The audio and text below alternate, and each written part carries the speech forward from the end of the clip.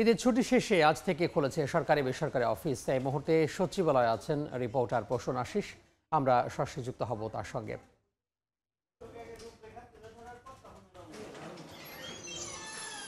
দেখুন, টানা 5 দিন ঈদের ছুটি এবং নববর্ষের ছুটির পরে কিন্তু আজ প্রথম এই প্রশাসনের কেন্দ্রবিন্দু যে সচিবালয়, সেই সচিবালয় সহ সমস্ত অফিস, আদালত এবং ব্যাংক বা বিমা আর্থিক প্রতিষ্ঠানসমূহ আজই কিন্তু খুলেছে। সরকারি যে অফিসগুলো সেগুলো আজই খুলেছে।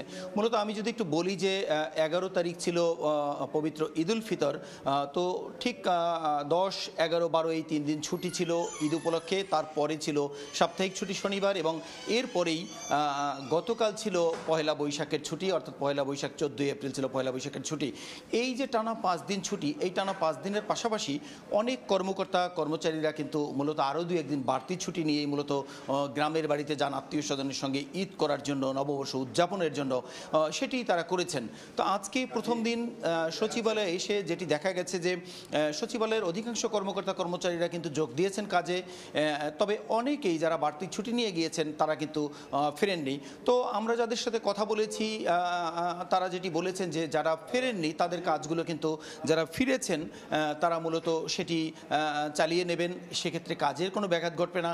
তবে অন্যান্য বছরের মতো এই যে কিছু সংখ্যক কর্মকর্তা কর্মচারী তারা কিন্তু মূলত আসলে ছুটিতে থাকেন এবং তারা ছুটিতে থাকার প্রেক্ষিতে সচিবালয় অনেকটাই ফাঁকা মনে হয়। আজও ঠিক সেরকম, যে সচিবালয়ে যে দর্শনার্থীদের যে একটি ভিড় থাকে প্রত্যেক বছর, মানে স্বাভাবিক সময়ে ঠিক সেরকমটা ভিড় নেই, যেটি সবাই বলছেন যে হয়তো 2-1 দিন পরেই সেই কর্মচঞ্চলতা আরও বেশি ফিরে আসবে।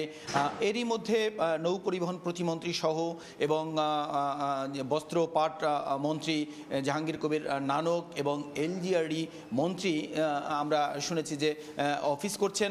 ইতিমধ্যে নৌ পরিবহন প্রতিমন্ত্রী সাংবাদিকদের সঙ্গে মতবিনিময় করেছেন বিভিন্ন প্রসঙ্গে। ঈদ কিভাবে কাটলো সেটার পাশাপাশি আরও 2-1টি বিষয়ে তিনি মতবিনিময় করেছেন।